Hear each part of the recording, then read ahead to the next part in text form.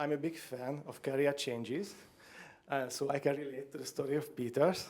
And I think in many of your lives, many of you will have those decisions and maybe have some career changes before you.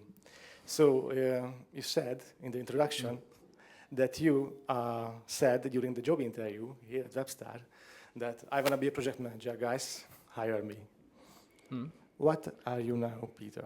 Can you tell me? Are you a project manager? Is it good to you? No, I'm not. And as I said, I didn't like it, but there are people among us who were on that particular interview. That was a goal back then, or I felt like that is something I want to do. And I position myself more like a technical leader, or engineering manager is probably the right word, because to me, project management is about managing the project on the level of cost, scope, and deadline. And that is something I'm not that interested much about. I'm more into the technical things, how an engineering team operates, what sort of practices they use, how you balance proceeding and maybe building something of quality, how do you manage feedback loops. So I find more joy or more, I don't know, success is not the right word, but fulfillment on my side in doing that, rather than looking at the scope and or the scope is one thing, but the deadlines and asking people to make commitments, it's really not my type of thing. And why did you want to be a project manager in the first place? Why did I feel like that? Yeah, I think you know what would happen. Yes, no, I didn't expect that would be in so much of a focus. So the story leading up to this particular interview 8 years ago was that I was software engineer, mobile engineer at a startup. And before that, I was working for an SME, more or less in the same position. I was developing mobile apps, but at the SME, so before the startup, there was one project or one development when I was sort of a business analyst, kind of, because the situation was that we had a big customer, a local brewery, who was in need of a very custom module into the product that we were building. And it was very mobile heavy, and my colleagues didn't, I'm not saying that they didn't want, but they wanted me as the best mobile engineer in the house, because I'm not saying that was the case, but I was basically the only one who could do that. Yeah, it's easy to be the best. Yeah, in that case, it's easy to be the best. To go to the customer and understand and see, like, in action what they are actually looking for. So they put me there, and I was willing to do that, to discuss with the customer. And I liked it very much, and I felt like that this is what project management is about. Back then I had enough experience to be kind of facing the customer. I didn't want to be only a developer somewhere in the back office and talking to nobody in a corner somewhere.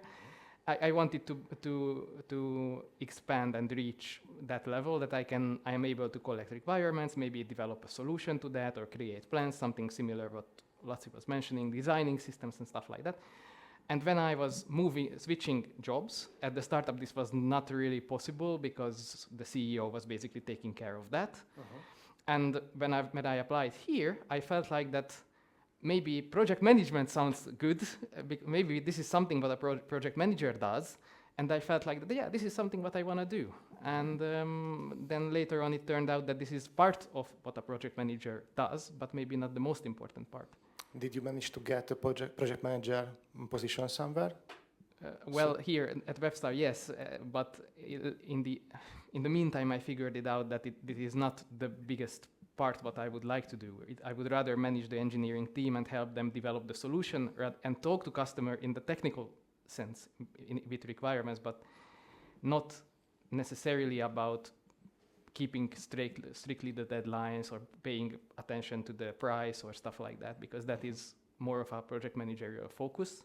And I wanted to be facing also to the customer, but working on the team that they are working efficiently and delivering the right solution to the problems. Have you considered being a business analyst instead? Yes, I did. I was in other projects, but that is, for me, a bit too far from the tech, because as a software engineer, I like to be involved in code-related tasks or processes, And I think a business analyst is one step further away from that, maybe closer to the customer. But to me, this was the sweet spot because I was somewhere between the customer, but also close to the team. And I could help them to grow into the developers they could be in this environment. How did you discuss this with your boss or your team that you want to change your career path? Time to time. I don't remember. Well, one thing was that there was a big failure, to me, a big failure project where I was kind of a project manager. So what happened was that we acquired a local new customer who was looking for a mobile. They wanted to create an e-commerce app, a mobile app, alongside their web shop that they already had back then. And I was involved from the very beginning with the collecting requirements, discussing the price, negotiating about the price. It was very uncomfortable from the beginning because they wanted to spend much less, and we didn't really want to go low on the price. However, at the same time, we had 2 mobile engineers who didn't have many tasks at that time, so we had to somehow fill their days with jobs or a project. So I was kind of soft on negotiating on the price, and it ended up that we agreed on a price. We started the project. It was a success. So we actually delivered everything on time. Everything was working perfectly. We didn't have major conflicts or anything like that. But because I didn't really pay attention to the costs along the way, that was one mistake I made. Also, the team dynamics were not aligned very well. I think we tried too many things at the same time. It ended up that the project was around twice as much in cost, in terms of costs, around 35 to 40,000 euros, I think. And our income was like half of that, so 10, 15,000 in euros. And that didn't look very well. Yeah, I can, Yeah. I can understand. So that was a big failure for me, and I concluded that this was partly because I wasn't, I was very soft in many areas, like from the negotiations to keep the price and maybe keeping these kind of things in place. And to me, it was one sign that maybe this is not something I wouldn't like to do, and I didn't enjoy it at all in that position either. And do you have sometimes the feeling that you have to try again? No. Doing project management, no? No, it was a great experience, and in some regards, there are situations where I need to do project managerial duties, like organizing meetings or sending emails or contacting people who are outside of the organization, and that's not a big deal. I do that, and sometimes it would be like an overhead to bring somebody for that purpose only. Like it doesn't make sense to have one more person in the room just to organize these kind of things, and I do those.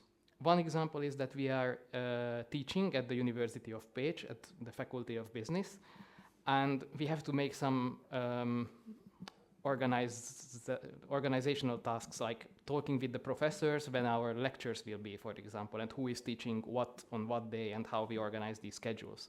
And this is strictly, I think, a project managerial task, which I am not really responsible for, but we won't put one person to handle these kind of things because it's such an overhead that I need to do those kind of things, and I do that not because I like it, but because this is what feels like more efficient. Okay. Do you guys have questions? Because I'm talking, but you have. Yeah, I have a question. So, from your spoken experiences, it sounds like you have like 2 different forces pulling you like in opposite sides. Like you're also you're deeply interested in the technologies and the development part, and you're also like pulled towards like dealing with people.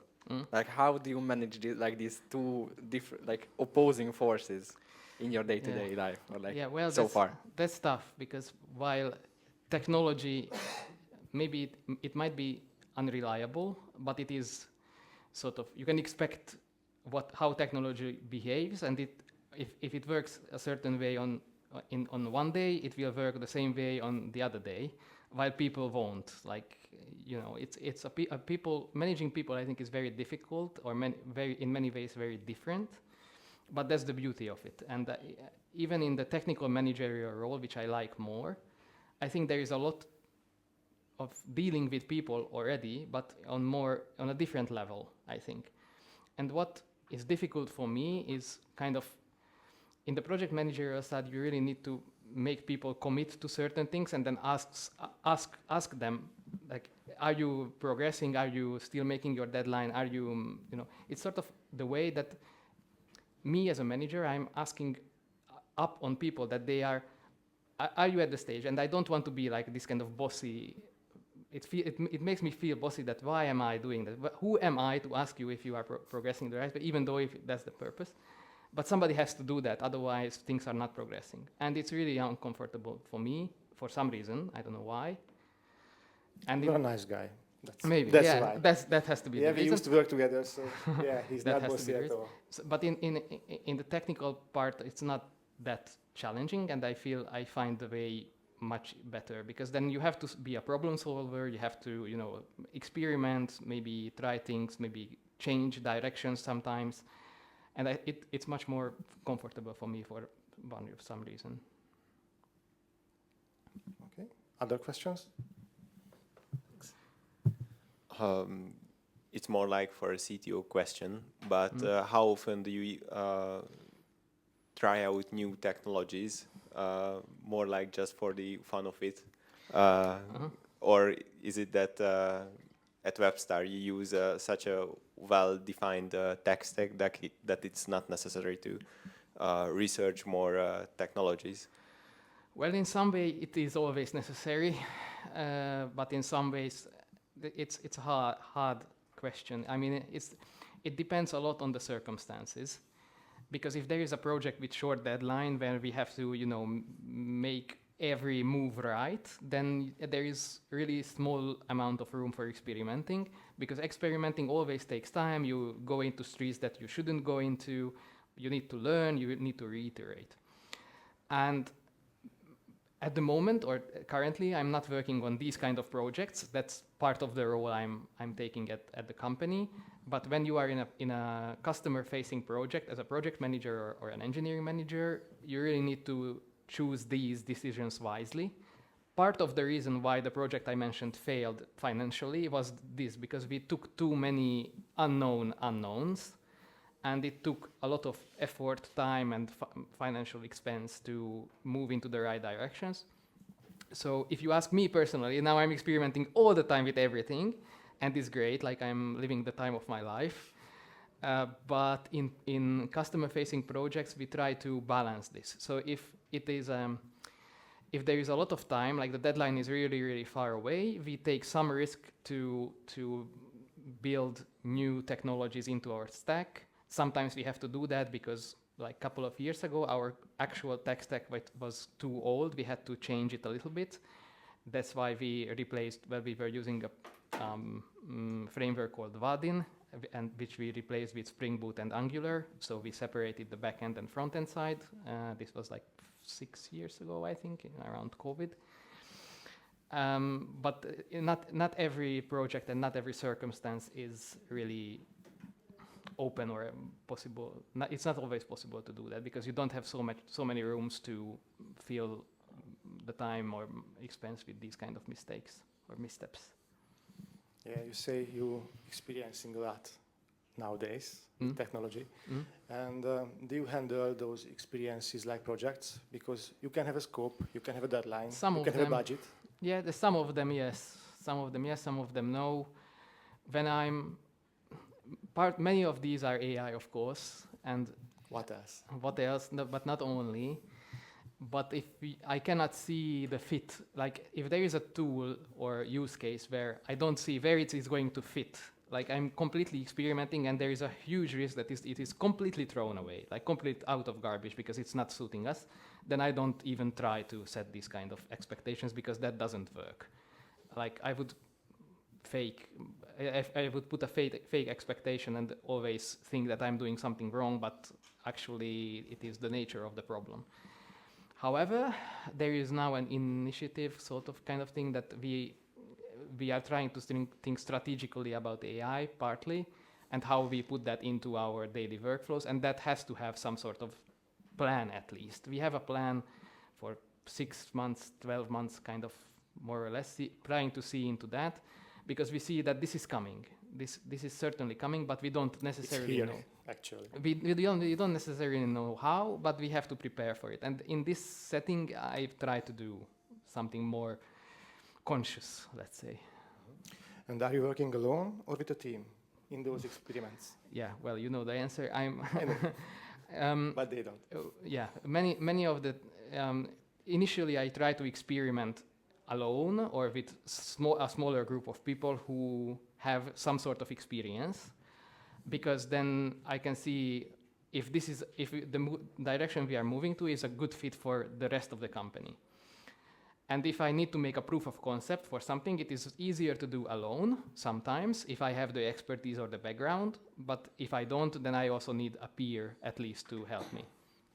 And when we see that the proof of concept is working, then we try to expand to step by step a greater circle of people. So in that sense, I rarely work alone unless I'm experimenting with something really that I'm trying to fit into the whole system.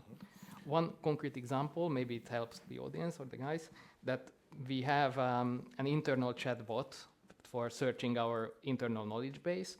And that was basically built, the first proof of concept I built alone, but it was completely like running on my own machine, and I wanted to see that I put these documents in and I get the right answer out. I built that completely alone, and then there was one colleague, Christoph, who presented on CatchIT also a couple meetups before, who had experience in building a chatbot at the university. Yes. And I asked him to help me out, how can we integrate this into our communication system, Slack or any other, what tools we can use, and his experience helped me a lot. There was a question over there. And also back there. Yeah. Yeah.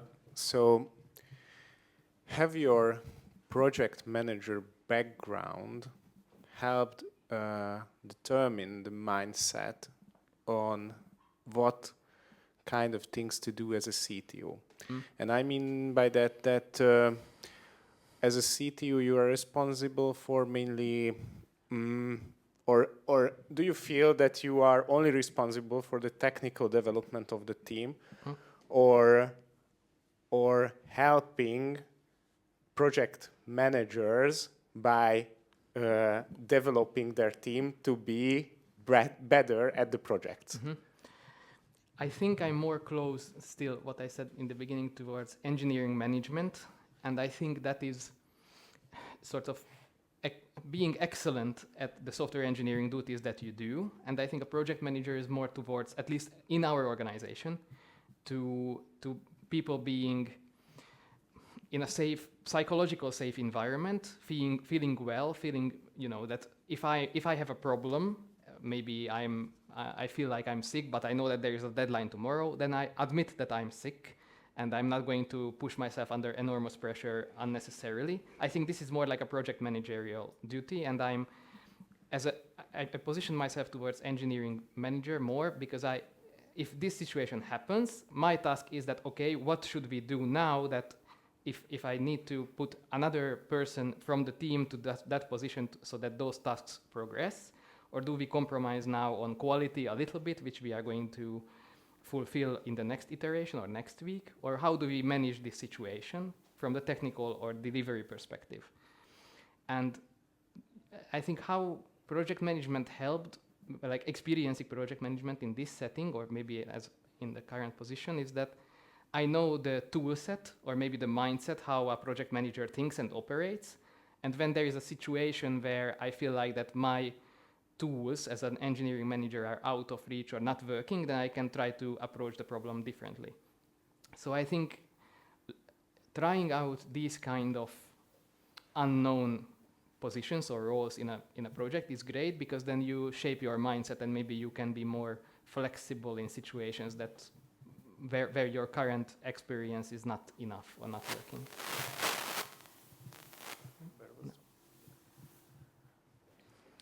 I would like to know, how do you think your background or the environment that you grew up in, maybe your family, maybe the things you saw growing up, influence you or affect you to say, I want to go into software engineer, or I want to go, then my dream is to do project management?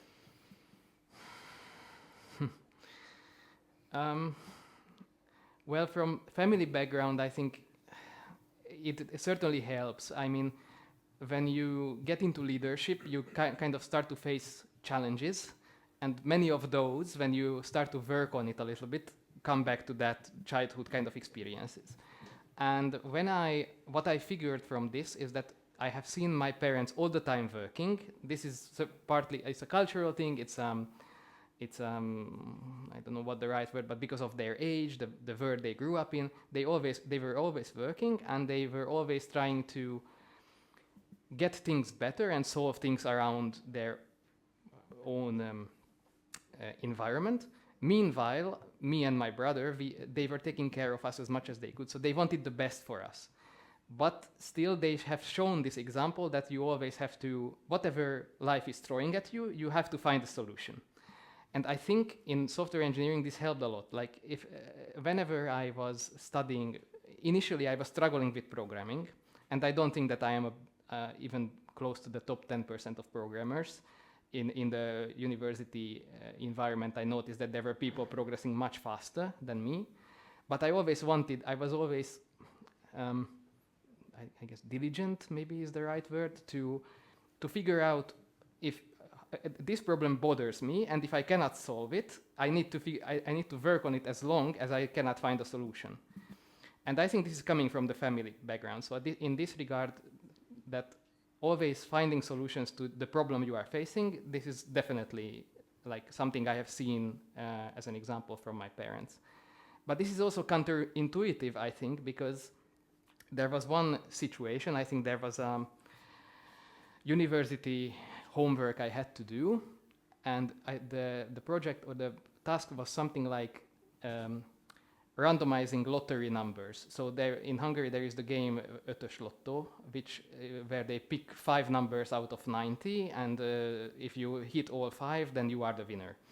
And we had to make a program which randomizes, I think, 100 or 1,000 or I don't know how many of these lottery tickets. And I got it working like more or less, like 80% of that or 90% of that was done in a day.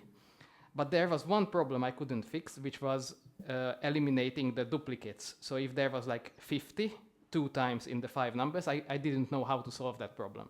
And I was working on it like many evenings until I figured it out that, okay, I don't care, I don't get the best grade, I'm gonna still pass, I don't bother with it at all. And I put the homework aside for more than a week. And one night, I remember so clearly, like one night, my eyes opened that, shit, that's the problem. I recognized without thinking about the problem, about the task, what the problem was. I opened my notebook, in 5 minutes I fixed the problem. And I don't know, I still cannot explain why that is, but sometimes you have to, put the thing aside, maybe don't even think about it because your brain still thinks about it. And then one day you will find a solution. So, of course, trying hard is good, but trying too hard is not.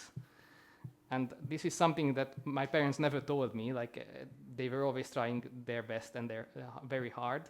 But I had to recognize this over time, that maybe this is not a good pattern to follow. And you also mentioned that it's very common in the cultural context to keep working. Can you maybe explain a little bit of that? Because as an outsider, I really don't know what to expect. I come from Latin America, so they work too a lot, but it's also a different context. Yeah. What I know from American culture is that overtime is sort of praised in software engineering as well.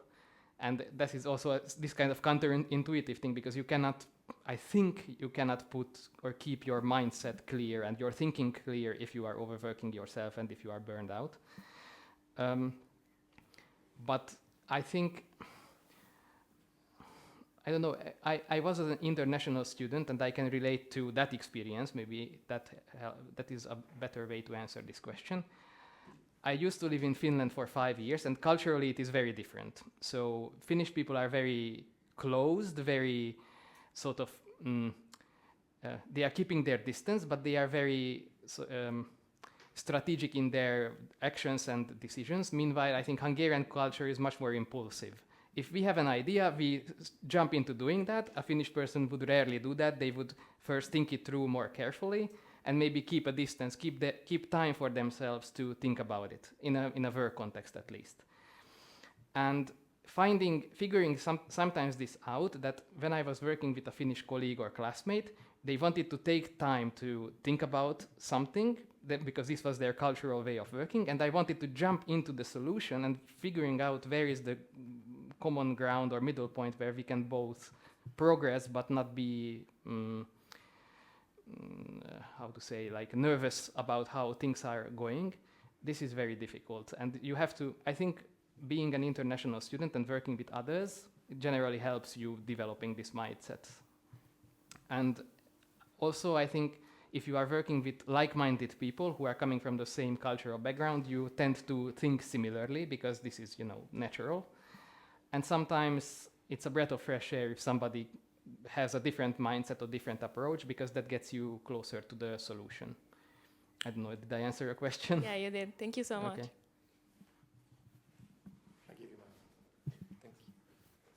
So back to the framework.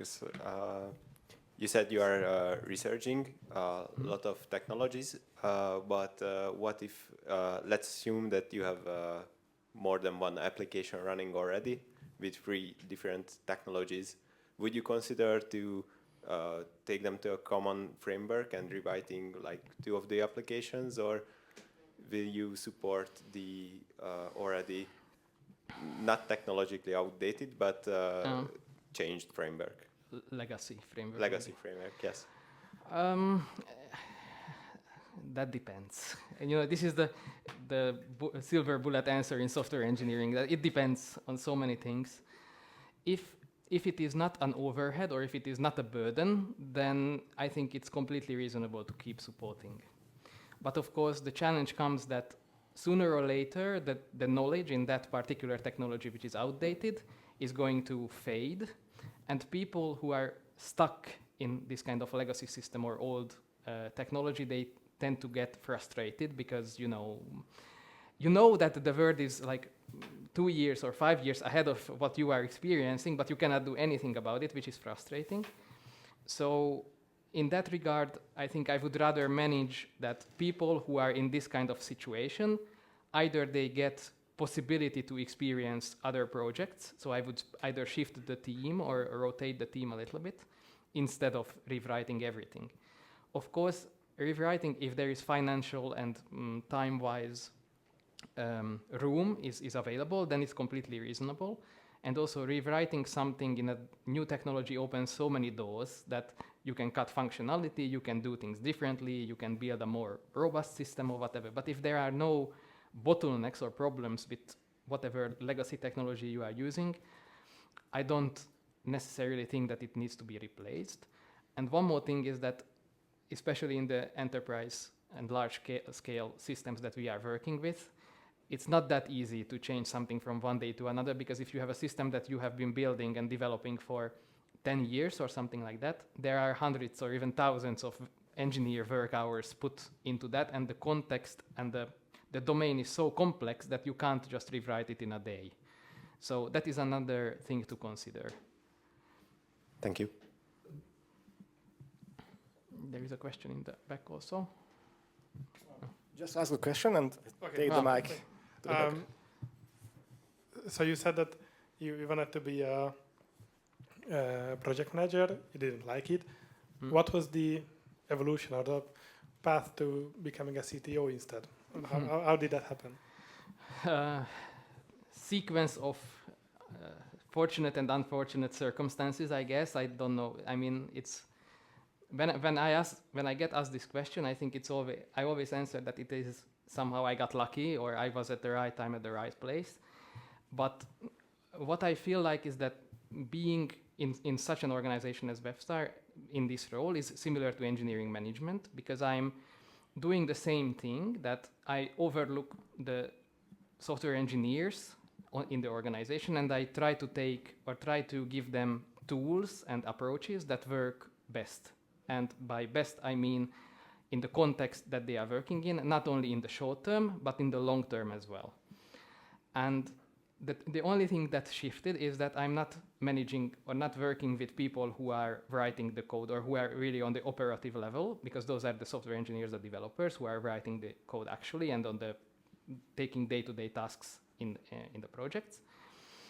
And then there is one level, the engineering manager level, who I am working with, who are basically organizing their day-to-day work, giving them tasks, helping them managing complexities and stuff like that.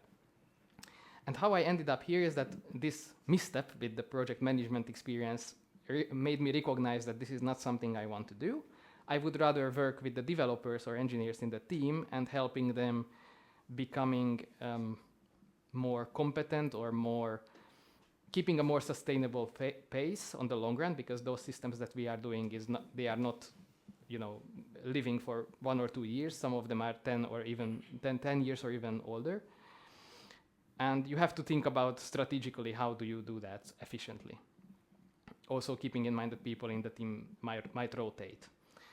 And that felt like in a project level, it gave me so much joy that I could think of the goal, like what the project aims to achieve strategically, and help to bring that down onto the operative level, that people in the team who might not see the big picture, they still understand enough so that they know what the next step is and the next step and the next step, and then maybe make micro decisions on their level, what they have control of. And of course I was there to help, I was there to guide and maybe help them grow into a better software engineer in general. That's one thing. And the second thing is that I could align people in the team. So we have QA folks who are testing the software and maybe involving them more into the planning phase. That helped a little bit because developers try to, or sort of had difficulties thinking about how the system might be tested, what are all the corner cases. But a QA engineer can help you with that if they are put together at the right time. So this kind of team observing and changing these team dynamics gave me much more insights and more, positive feedback. And for some reason, seemed like that I'm doing this pretty well. And then there was a possibility to take the role of being a CTO. And then, it is on a different level because now I'm working with different people and I'm not seeing what happens on the field that much, which is a problem. I'm trying to do that as much as possible, but still, it is more or less the same kind of thing, but on a different level, I would say. Thank you. That's what I wanted to ask next. How well can you give help to the people working on the field if you don't see them that closely? Well, it's not that I don't see them. I don't work with them much or don't see their everyday work that much, but we can talk on that conceptual level. Like if a developer in one of the projects is experiencing an issue, a challenge or problem, and they can explain it to me, most likely I have some insights. How would I approach it, or what would I do if I were in that situation? So in this setting, I can help them, but not by sitting next to them and solving the problem together. Maybe that helps, but maybe putting them into the right direction or thinking about the same problem from a different angle. That's how I can get into closer to them. And one thing what I'm doing occasionally is that I take tasks from actual projects and I sit with them.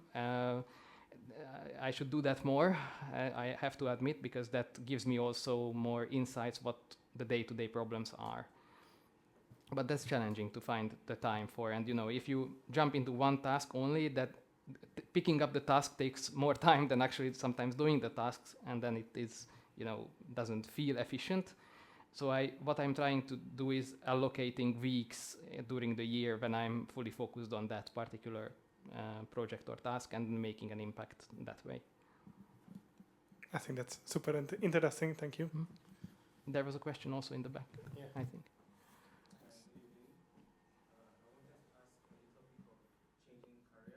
Mm-hmm. What is the smoothest way to transition? For a bit of context, I'm a medical student. I am really interested in this world of tech and this world of AI and working on projects. I'm building things that can give from imagination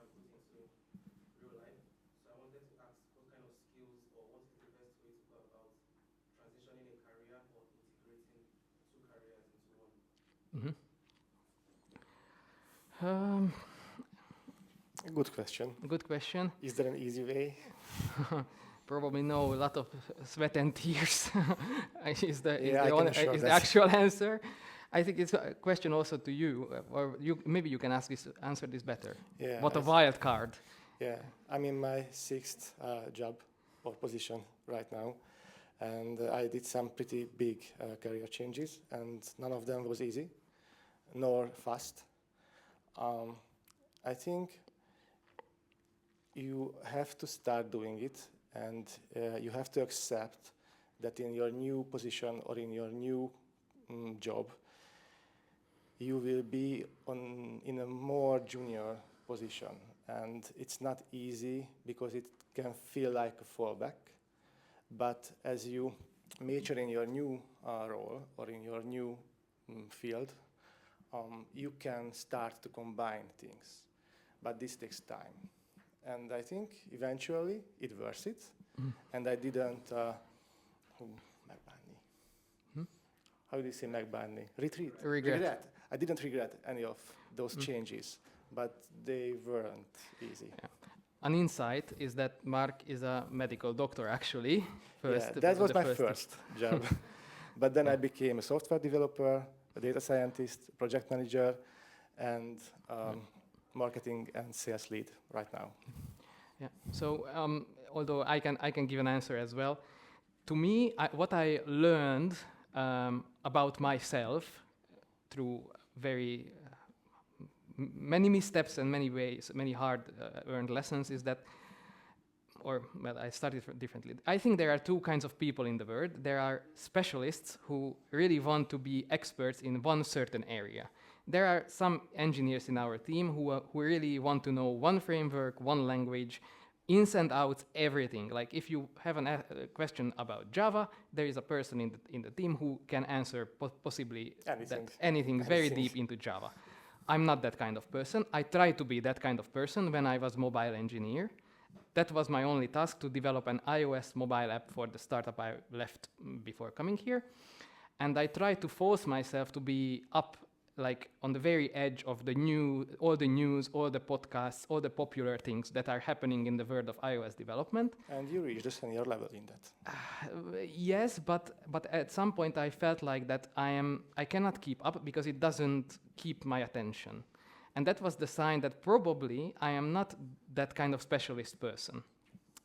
On the other hand, there are generalists who want to know enough about certain fields so that they are able to work in that field if necessary, but they can also jump between other fields and kind of coordinate a team of people, maybe team of specialists who are experts in those areas towards a common goal. And this is, I think, one way to look at leadership. And this was working very well for me.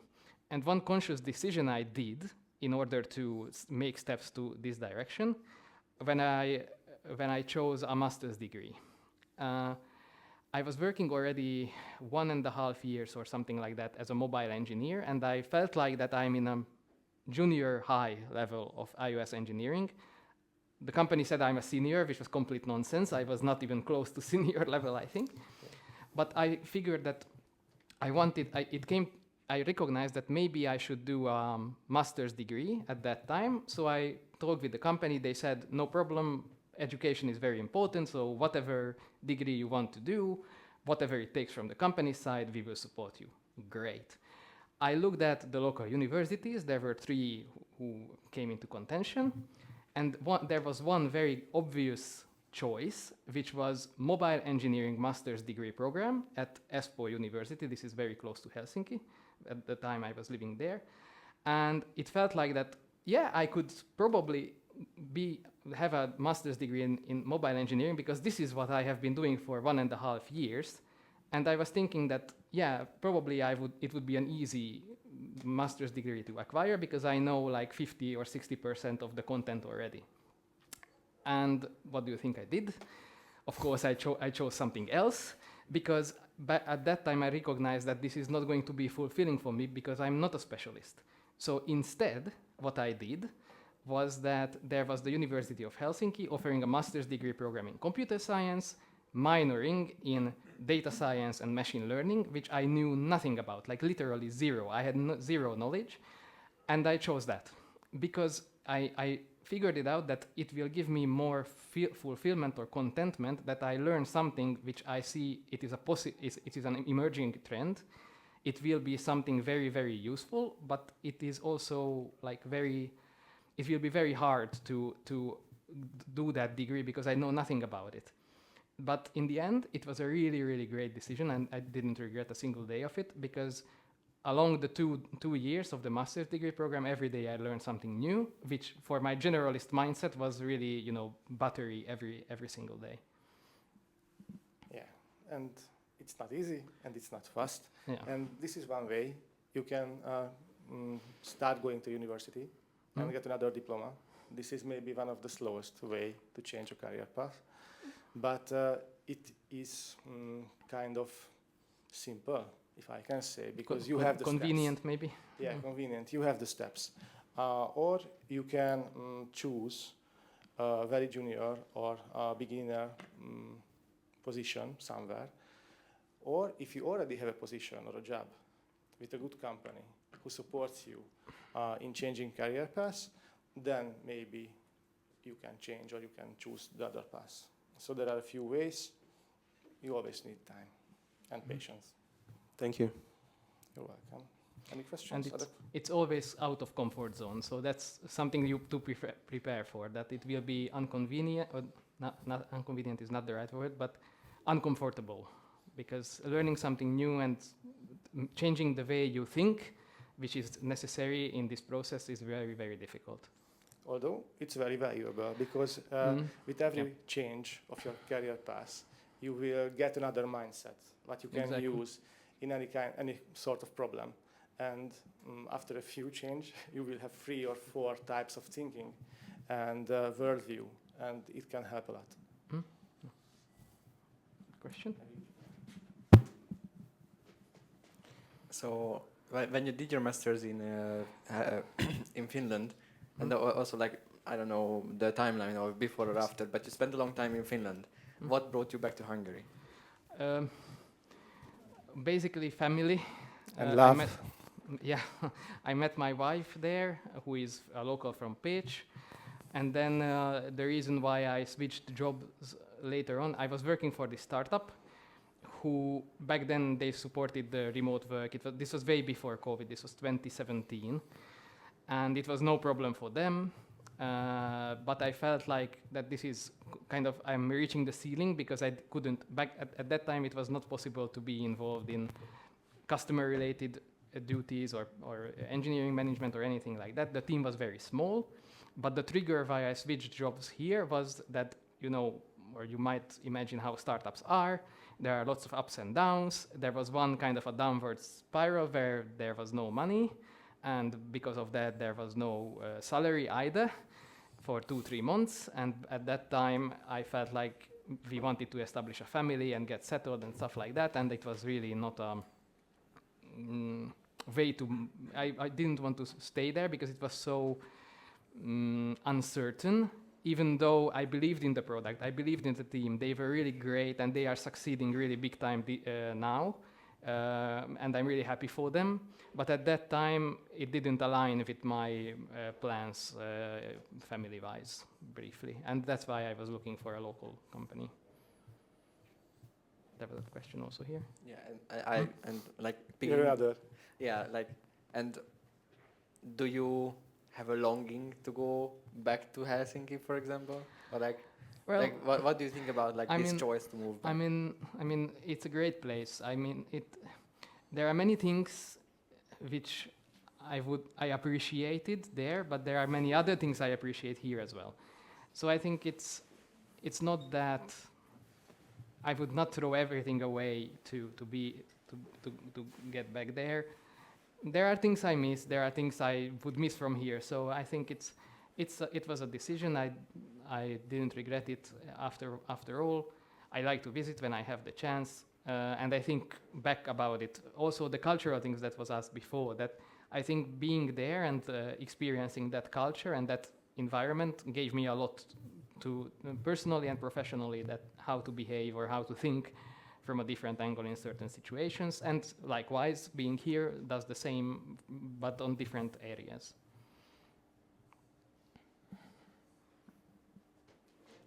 You mentioned that being a generalist fits you, but when you then go to a new field, then that's out of your comfort zone.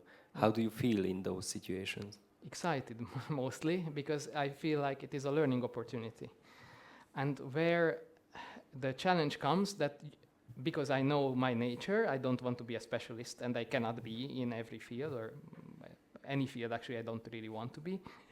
Where do I draw the line? That, okay, now I know enough that I can maybe help other people, guide them to achieve the goals that we are aiming for, but I don't want to get one more step into it, because why would I? And I think that is challenging. Maybe the feeling I get in the beginning, that I learn something new, which is exciting, and it gives me excitement. And when I lose that and I start to feel bored, because I feel like that I'm not learning anything new anymore, I'm seeing the same patterns, I'm not developing my way of thinking, then maybe that's the point where I draw the line and maybe get somebody else who has that attitude or interest in that particular topic. A specialist. Not necessarily, but maybe somebody who... Specialist type, maybe. Well, somebody who enjoys that more than I do. Yeah. Other questions? No? I have more, so if you run out, I can ask. Yeah. So like your last sentence was find someone else that enjoys it more. So do you feel it's essential to enjoy the work? I mean, if you don't enjoy it, then probably something is wrong. I mean, of course, I'm not saying that I enjoy every single work day and every single task. There are certain things that you need to, I don't know if this is the right saying in English, but swallow the frog. That you need to, sort of, somebody has to do that, like at the project management duties at the university lectures I said before. And it's just simply not efficient to have somebody or find somebody where we cannot afford or wait or anything, like find somebody who does that with joy. Those kind of tasks, of course, I do, but maybe I do not necessarily enjoy. But if this is the minority, I think that's okay. Like, you cannot always be on that part where you are 100% doing what you want to do or what you have to do or what you like to do, because there are other goals or maybe company-related achievements you want to achieve. And after all, you are not working alone, you are always working in a team, you are part of a team. But other than that, I think if like most of the tasks are, or most of your days are giving you this kind of fulfillment, and that you feel like that this is a place or this is an area, this is a place where I want to be, this is where I'm most productive, this is where I'm making an impact, and also I like it in the meantime, then I think that's the sweet spot, and this is something what I'm looking for all the time. Okay. Then I have another question. We have talked about the past, we have talked about the present, but we haven't talked about the future yet. What do you think? You said that you're really enjoying your position and your job now. You can experiment a lot, you can try new things a lot, and this is one of your drives. What do you think? Will you retire as a CTO, or will you change your path? In some sense, some colleagues who work with me were joking about this, that I'm not going to retire at all, ever. Yeah, I would guess that. Because it feels like that I'm always working, but it's not, sometimes I don't even think about it as work, because I enjoy it. And when you enjoy what you do at work, and you think about it as a hobby or something that you do anyway in the free time, I think that's the best. Other than that, who knows? I mean, I don't think that I will have a retirement or pension at any point. Like, I don't see that coming. Yeah, I wouldn't guess on that. But for now, certainly this is a place and situation or position that I want to be, because there are lots of new things and lots of buzz now in IT, and I really don't want to miss this. But also that there are people around me or in the company who are sort of, they need to be involved in that and be part of this change that is happening, and this is very, very exciting. And by doing that, I think me and also those who are working closely with me, the managerial layer in the company, we can enable something that was probably not possible before, or we didn't think about before. And this is like making things better and learning new things. This is very much part of the role.